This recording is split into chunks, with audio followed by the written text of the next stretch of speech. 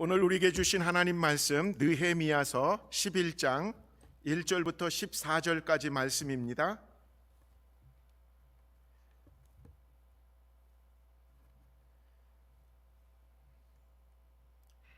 봉독해 드리겠습니다. 백성의 지도자들은 예루살렘에 거주하였고 그 남은 백성은 제비 뽑아 10분의 1은 거룩한 성 예루살렘에서 거주하게 하고 10분의 9는 다른 성읍에 거주하게 하였으며 예루살렘에 거주하기를 자원하는 모든 자를 위하여 백성들이 복을 빌었느니라. 이스라엘과 제사장들과 레위 사람들과 느디님 사람들과 솔로몬의 신하들의 자손은 유다 여러 성읍에서 각각 자기 성읍 자기 기업에 거주하였느니라. 예루살렘에 거주한 그 지방의 지도자들은 이러하니 예루살렘에 거주한 자는 유다 자손과 베냐민 자손 몇 명이라. 유다 자손 중에는 베레스 자손 아다야이니 그는 우시아의 아들이요 스가랴의 손자요 아마랴의 증손이요 스바랴의 현손이요 마할랄레의 오대손이며 또 마세야니 그는 바룩의 아들이요 골호세의 손자요 하사야의 증손이요 아다야의 현손이요 요아립의 오대손이요 스가랴의 6대손이요 실로 사람의 7대손이라. 예루살렘에 거주한 베레스 자손은 모두 468명이니 다 용사였느니라. 베냐민 자손은 살루이니 그는 무술람의 아들이요 요엣의 손자요 부다야의 증손이요 골라야의 현손이요 마야세야의 5대손이요 이디엘의 6대손이요 여사야의 7대손이며 그 다음은 갑배와 살레 등이니 모두 928명이라. 시그리의 아들 요엘이 그들의 감독이 되었고 하스누아의 아들 유다는 버금이 되어 성읍을 다스렸느니라. 제사장 중에는 요야립의 아들 여다야와 야긴이며 또 하나님의 전을 맡은 자 스라야이니 그는 힐기야의 아들이요 무슬람의 손자요 사독의 증손이요 무라요의 현손이요 아히두베의 5대손이며 또 전에서 일하는 그들의 형제니 모두 822명이요 또 아다야이니 그는 여호함의 아들이요 블라야의 손자요 암시의 증손이요 스가랴의 현손이요 바수훌의 5대손이요 말기야의 6대손이며 또 그 형제의 족장된 자이니 모두 242명이요 또 아마세이니 그는 아살렐의 아들이요 아으세의 손자요 무실레 못의 증손이요 임멜의 현손이며 또 그들의 형제의 큰 용사들이니 모두 128명이라. 하그둘람의 아들 삽디엘이 그들의 감독이 되었느니라. 오늘 우리에게 주신 하나님의 말씀입니다.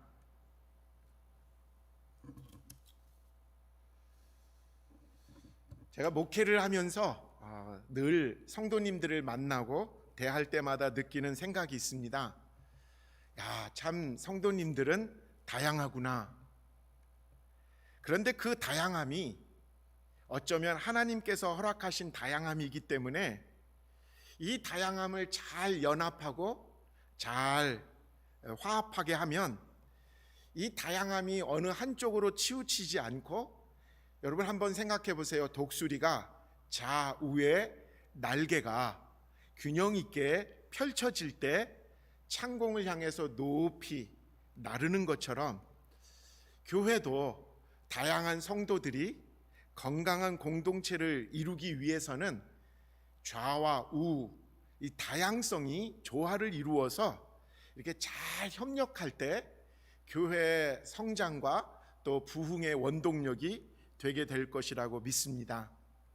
신약 성경에는 예수님의 생애를 담은 복음서가 하나만 있는 게 아니라 마태, 마가, 누가, 요한 사복음서가 있잖아요. 그런 것처럼 어쩌면 우리들의 신앙도 좀 진보적인 신앙의 색깔이 있는 분이 있고 아주 보수적인 신앙의 색깔이 있는 분이 있고 또 중간자적인 또 중도의 성향을 띠고 있는 신앙의 색깔도 있는 것 같습니다. 기독교 역사에서도 보면 진보가 옳고 뭐 보수가 옳고 이 문제가 아니라 강조하는 그 방향성의 문제이기 때문에 어쩌면 이거는 틀린 것의 문제가 아니라 항상 균형을 잡는, 그리고 그것이 좌우의 균형을 맞추어서 하나님의 온전한 뜻을 이루는 방향으로 나가게 해주는 그런 역사적인 흐름인 것을 보게 됩니다. 그렇기 때문에 설교자는 어느 곳에 서야 될까라는 항상 이게 질문이 들어와요. 보수적인 분들한테는 보수적인 설교자가 필요할 거고, 진보적인 입장에 있는 분들한테는 진보적인 성향의 아마 설교자를 선호할지도 모르죠. 또 어떤 때는 이도 저도 제발 좀 균형을 잡은 중간자적인 중도의 입장의 설교자를 택한 것일 수도, 선호하는 경우도 있을 거라고 생각이 들어요. 근데 여러분, 설교자도 하나님께서 허락하신 삶의 자리가 있잖아요. 자라온 환경이 있고요. 그래서 자라온 환경과 그 성향을 무시하거나 뛰어넘을 수는 없는 것 같습니다. 그런 의미에서 저를 한번 분석해 봤어요. 1960년대에 태어난 그 사람이고 1980년도에 그 한국에서 대학을 다녔고, 그러니까 요즘 자꾸 뭐라고 하는 전형적인 586 세대가 저입니다. 군사 독재에 저항한 대학생 시절을 보냈기 때문에 아마 성향적으로 막혀있는 권위주의와 보수주의를 거부하는 것 같기도 하지만, 그럼에도 불구하고 진보주의의 한계, 현실과 이상, 그리고 말과 행동을 일치시킬 수 없는 그런 현실을 또 살아오면서 너무나 잘 알고 있기 때문에 이제 저의 성향은 이런 것 같아요. 진보든 보수든 그곳에서 바로 서지 못하는 것에 대해서 좌우를 가리지 않고 비판하는 성향이 제가 아마 지금 가지고 있는 입장인 것 같습니다. 제 입장을 요 부분만큼은 분명히 밝혀야 돼서 목사님은 어느 쪽이에요? 라고 말을 하고도 모르니까 우리 연합감리교회의 가장 큰 지금 보수와 진보의 갈등 이슈인 동성애 문제에 대해서 저는 결혼은 한 남자와 한 여자가 한 몸을 이루어서 이루는 것이라고 성경적인 원칙을 따르는, 굳이 보수예요 진보예요라고 자꾸 따진다면 이 입장에서만큼은 저는 확실하게 보수의 입장에 설 수밖에 없다라는 것. 동성애를 지지하는 진보 측 사람들이 주장하는 동성애자들의 소수자로서의 인권을 존중해야 된다라는 그 접근 방식에 대해서 저는 동성애 문제는 하나님의 창조와 질서 그리고 원리의 문제에 해당되는 거기 때문에 이거는 인권의 문제로 접근하기보다는 하나님의 창조의 원리 문제로 저는 접근하고 이해하고 있습니다. 제가 분명히 이해하는 바는 성경이 말하는 결혼과 성은 하나님의 창조의 질서에 해당되어서 한 남자와 한 여자의 결합을 통해서 생명이 잉태되고 그 생명이 번성하여 이 땅에 생명의 충만함을 누리는 창조의 완성인 것입니다. 그렇기 때문에 동성애는 하나님의 창조의 이 진리를 위반하는 죄라고 말할 수밖에 없는 것이죠. 미국에서는 이미 세상적인 법으로 동성애는 합법이 되어 있기 때문에 불법이라고 말할 수 없습니다. 죄가 아니라고도 말할 수 있겠지만 제가 믿는 성경의 관점에서는 하나님의 창조의 질서를 벗어난 거니까, 죄라는 게 뭐예요?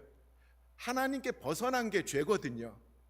그렇기 때문에 저는 동성애 문제만큼은 보수적인 입장, 죄라고밖에 말할 수 없다라는 거죠. 그렇다고 죄인을 다 미워하지 않는 것처럼 동성애자들을 미워하거나 쫓아내서는 안 됩니다. 아니, 오히려 그분들을 긍휼히 여기고 그분들의 처지를 안타깝게 여기는 것이 어쩌면 사랑을 실천하고 그리고 그 사랑을 회복하게 하기 위해서 노력해야 되는 교회와 성도의 사명은 아닐까 생각이 됩니다. 교회는 할 수만 있다면 그들이 회복되어지는데 더 적극적으로 도와야 되죠. 그러나 그들을 돕는다는 명목으로 성경이 말하는 죄를 죄가 아니라고 적당히 위로해 주는 것으로 넘어갈 수는 없는 것입니다. 지금까지 저는 미국에 와서 소수 인종으로, 한국에서는 아니었는데 미국에 오니까 어쩔 수 없이 소수 인종으로서의 삶을 살 수밖에 없었죠. 그래서 지나오고 보니까 다는 아니지만 일부 백인들의 인종차별적인 언행이 얼마나 우리에게 상처가 되는지를 경험하게 되었습니다. 여러분, 심지어는 목회자들 사이에서도 이게 이 백인 목회자들이 이게 별 경험이 없는 분들은 자신들이 내뱉는 말들이 얼마나 다른 사람한테, 그러니까 소수 인종에게 상처가 되는지에 대해서 잘 모르고 함부로 말하는 경우를 많이 경험하기 때문에 저는 지금 미국에서 일어나고 있는 인종차별에 대해서는 철저하게 반대를 하는 사람입니다. 그것은 보수와 진보의 문제가 아니라 정의와 불의의 문제라고 생각하기 때문이죠. 그러나 동성애 문제는 정의와 불의의 문제가 아니라 성경적으로 죄냐 아니냐의 문제이기 때문에 아무리 세상적인 잣대와 기준으로 동성애가 불법이 아니라고 말하지만 저의 신앙의 기준, 성경 해석의 기준으로는 저는 동성애는 하나님 앞에서 죄라고밖에 말할 수 없다는 것이죠. 그래서 제가 속한 연합감리교단이 앞으로 동성 결혼을 허용하거나 특별히 동성애자들에게 목사 안수를 허용하는 시도를 하는 것에 대해서 단호히 거부하는 것입니다.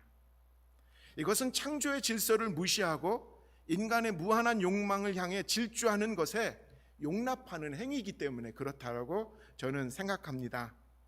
세상을 따라가지 말고 세상을 거스르며 세상을 변화시켜야 될 하나님의 교회와 신앙인들이 마지막이라도 지켜내야 될 마지노선이라고 저는 생각하고 있는 거죠.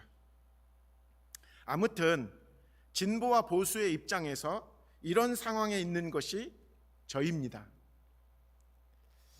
그런 저에게 지난 주간에 사랑하는 한 교인으로부터 이름도 안 밝히시고 주소도 없고 그냥 우표 하나만 붙여서 보내온 편지를 받게 되었습니다.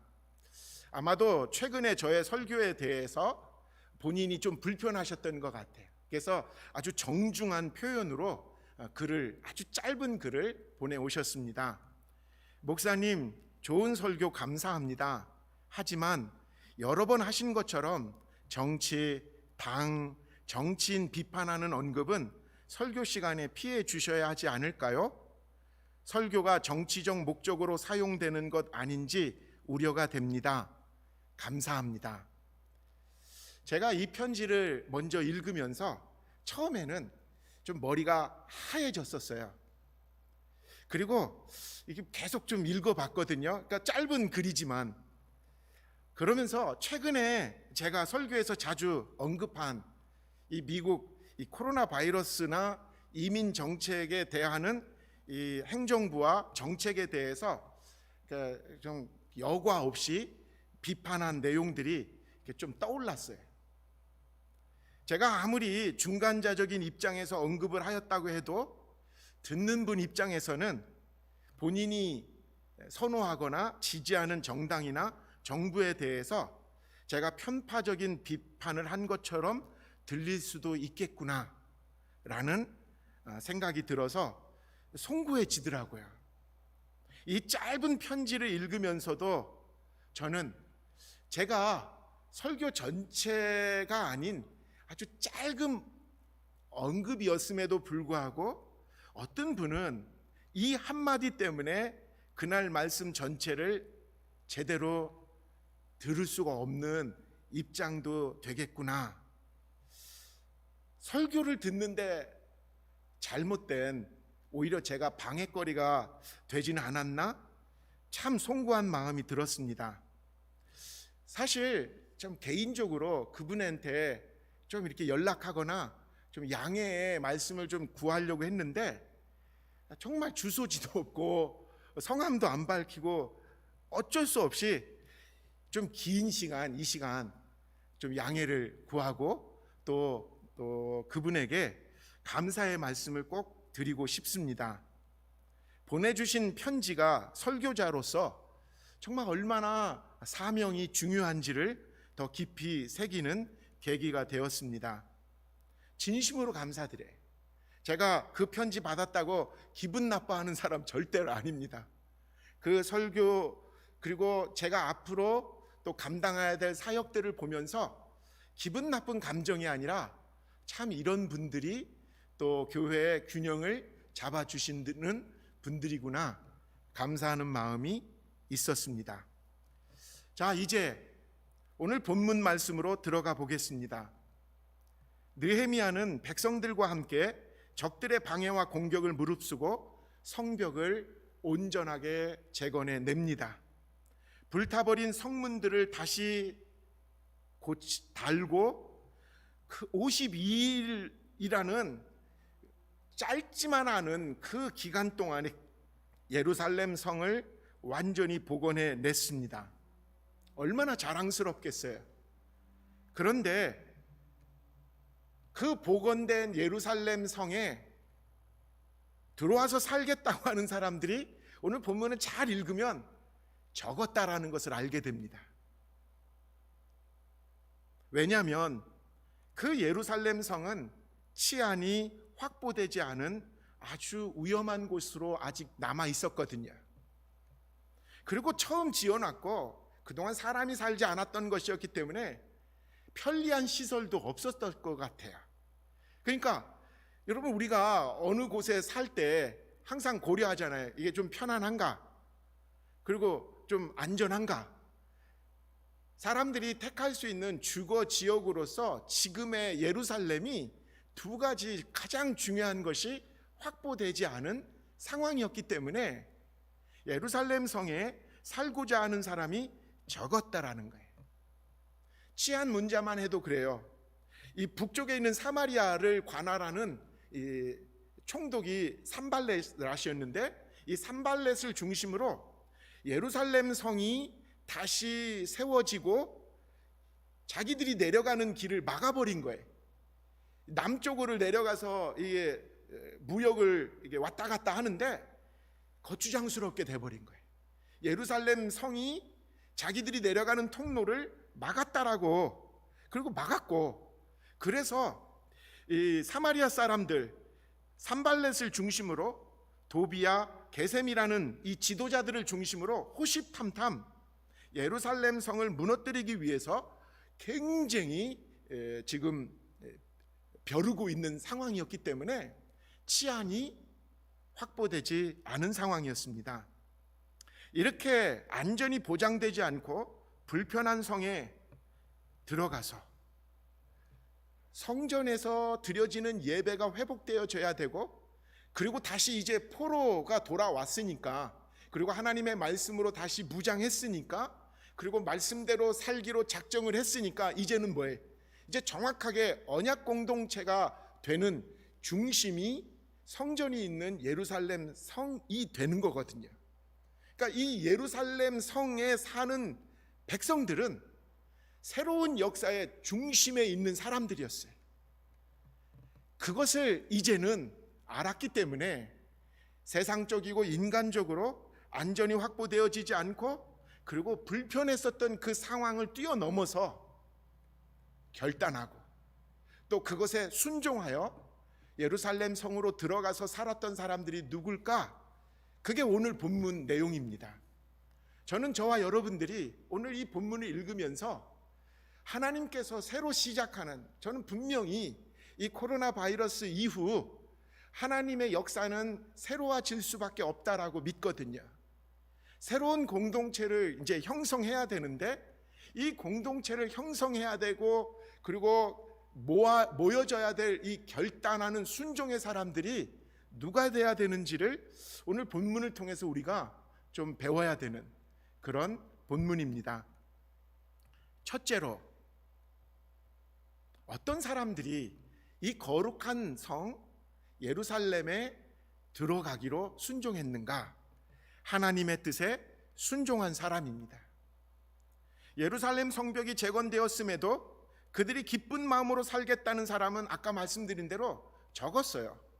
그래서 할 수 없이 제비를 뽑을 수밖에 없었어요. 그리고는 살아야 된다라는 그 방침이었죠. 만약에 예루살렘 성이 시설이 다 갖추어졌고 살기도 편하고 이제 이스라엘의 수도로서의 그 기능을 다 하고 그렇다고 있었다면 안전도 보장됐고 아마 더 몰려들었을걸요. 그런데 불편하니까, 그러니까 안전이 보장되지 않으니까 사람들이 살려고 하지 않았어요. 또 현실적으로는 포로로 돌아온 지 지금이 100년이 좀 지난 시간이 지났거든요. 100년 동안 이스라엘 백성들은 이미 흩어져서 살게 되었어요. 100년이 지난 뒤에 예루살렘 성이 이제 완성되어졌다, 재건되어졌다, 이제 그러니까 우리 예루살렘 성으로 들어가야 돼 라고 결단하고 들어가는 게 말처럼 쉬운 게 아니라는 거죠. 예루살렘을 둘러싼 대적들의 위협은 여전합니다. 느헤미야가 이것에 대해서 방어를 세웠지만 그럼에도 불구하고 대적들의 위험은 여전했던 예루살렘. 그런 상황에서 이스라엘 백성들 중에서 누가 먼저 이 예루살렘에 살기로 결단하고 순종했는지 먼저 느헤미야 오늘 본문 1절 전반절을 보시기 바랍니다. 백성의 지도자들은 예루살렘에 거주하였고, 두말할 것 없이 지도자들이 먼저 결단했다라는 거예요. 이런 결단, 제사장과 총독과 그리고 천부장, 백부장, 이스라엘의 지도자들, 그들이 우리가 먼저 결단합니다. 예루살렘에 살겠습니다 하고 결단했다라는 거죠. 사실 이 지도자들이 본을 보여야 나중에 다른 분들도 항의를 하지 않거든요. 그런 의미에서 계속해서 지도자들의 그 결단과 순종에 따라서 이스라엘은 11조의 원리를 택하여 제비를 뽑게 됩니다. 대표라는 뜻이에요. 10분의 1은 모든 것을 대표하는 숫자다라는 뜻이거든요. 1절 후반절에 이렇게 또 기록되어 있죠.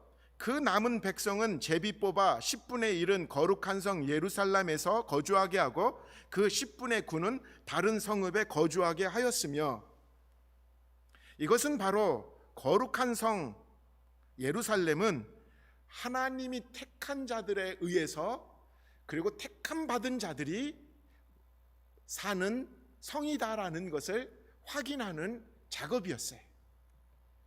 10분의 1을 택하였는데 사실은 10분의 1 가지고는 부족한 숫자였던 것이 분명해요. 10분의 1을 택한 것은 어쩔 수 없이 상징적인 숫자니까 우리가 다 산다 그것인데, 그래도 하나님이 택한 자들이라는 자부심을 주기 위해서 10분의 1을 제비를 뽑히게 한 거죠. 자, 이걸로 충분했다면 왜 다른 자원자들을 또 뽑았겠습니까? 그럼에도 불구하고 이스라엘은 하나님 앞에서 자기들의 형편과 상황을 따지지 않고 하나님이 택한 것에 대한 순종으로 이 거룩한 성 예루살렘에 들어가기로 결단했다라는 거죠.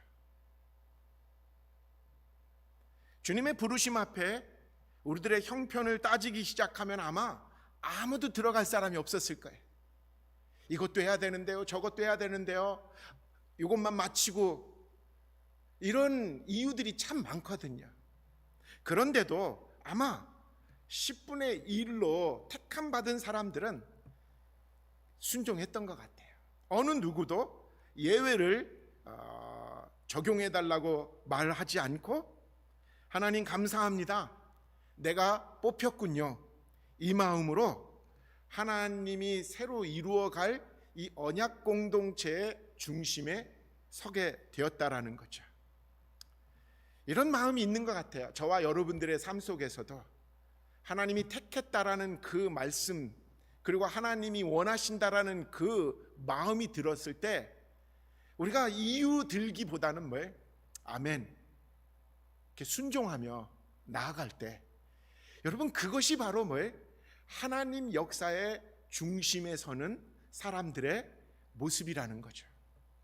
두 번째로 어떤 사람들이 또 이 예루살렘에 들어갔냐면 자원하는 마음에 순종한 사람이었다라는 거예요.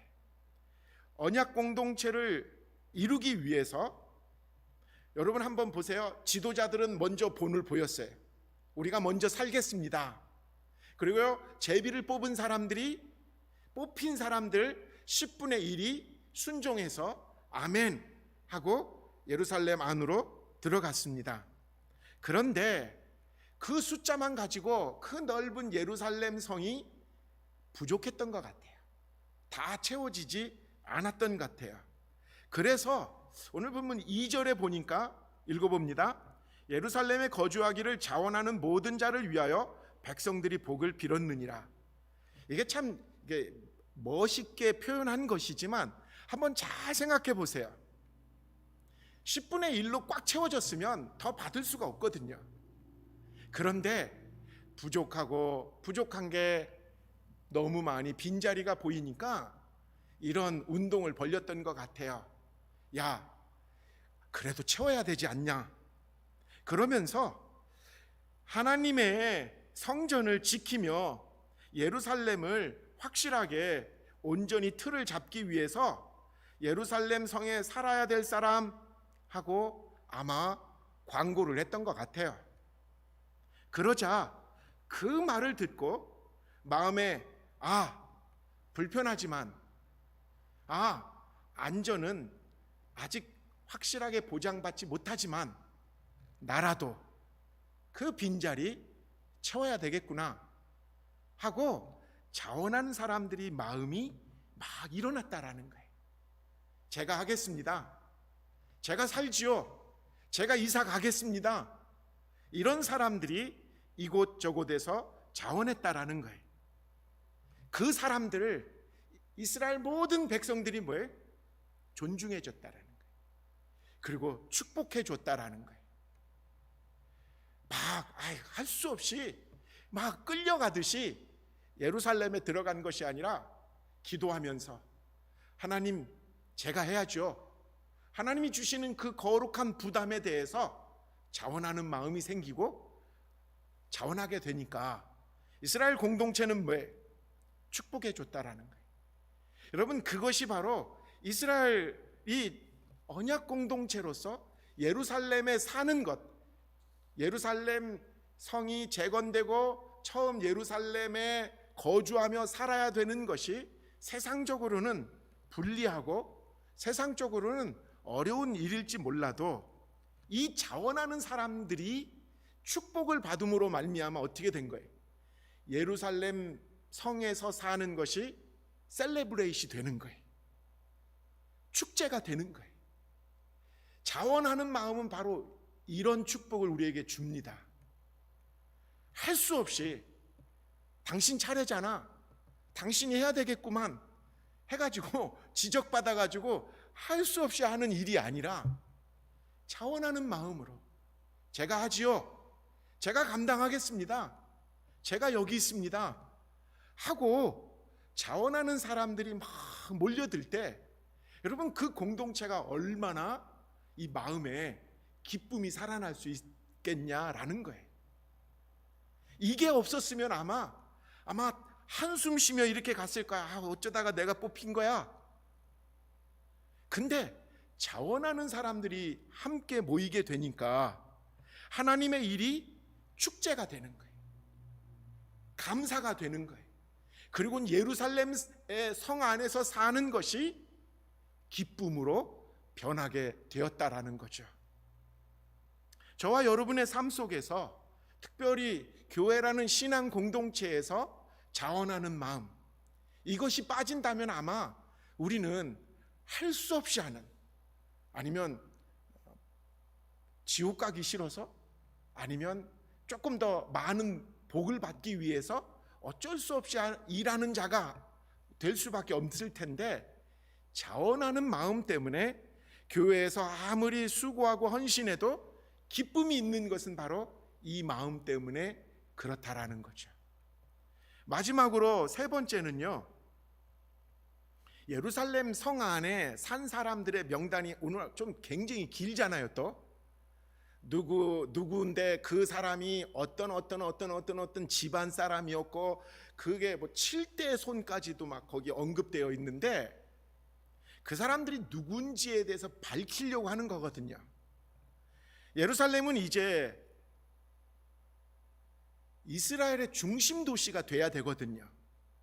그래서 각 지방에 있는 지도자들이 한 명은 예루살렘에 와 있어야 돼요. 그래서 각 지방에 흩어져 있는 지도자들도 이제 예루살렘에 산 사람들의 명단이 거기 나오고요. 오늘 본문 3절에 보니까요, 이스라엘과 제사장들과 레위 사람들과 느디님 사람들과 솔로몬의 신하들의 자손은 유다 여러 성읍에서 각각 자기 성읍 자기 기업에 거주하였느니라. 예루살렘에 거주한 그 지방의 지도자들은 이러하니라. 다 흩어져서 살았는데, 그럼에도 불구하고 그 지도자의 대표는 예루살렘에 들어와서 살았다라는 거죠. 그러니까 지도자도 나름 역할이고 사명이었던 거죠.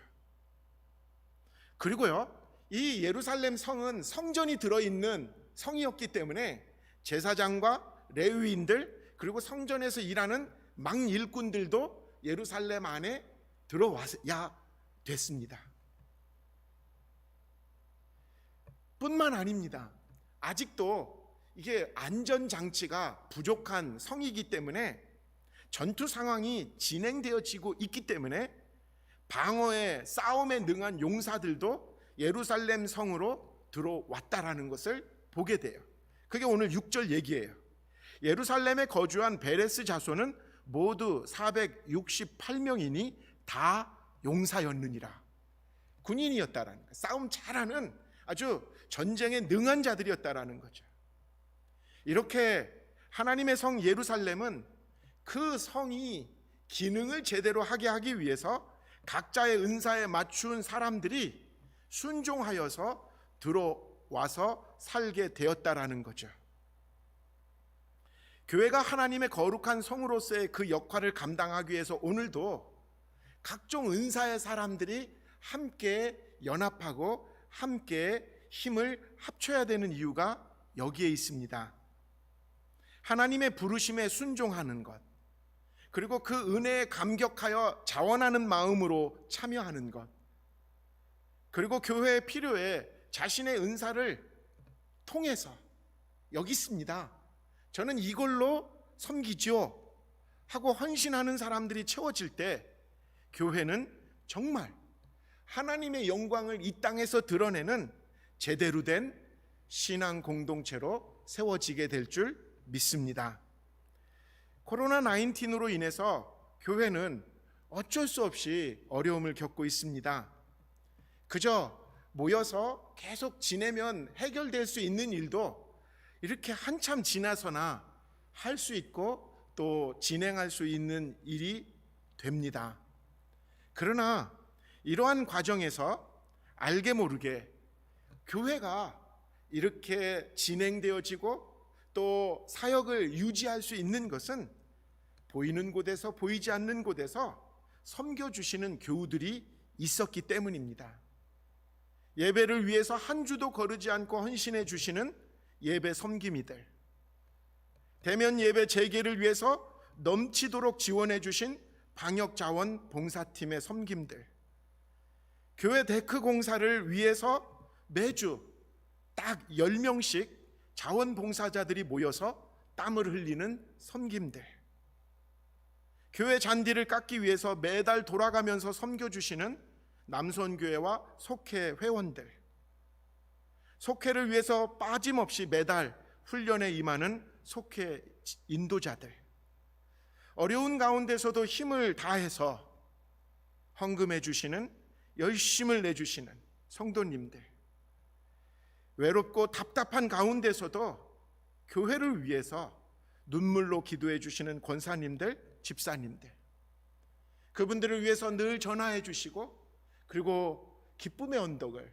매달 보내주시는 또 섬김의 손길들, 일하는 사람들 배고플까 봐 항상 음식을 챙겨주시는 여선교회 여러분들, 정말 말로 다 할 수 없는 섬김과 순종이 있기에 우리 복음연합감리교회가 이렇게 유지되어지고 또 건강하게 주님의 일을 감당하게 되는 줄 믿습니다.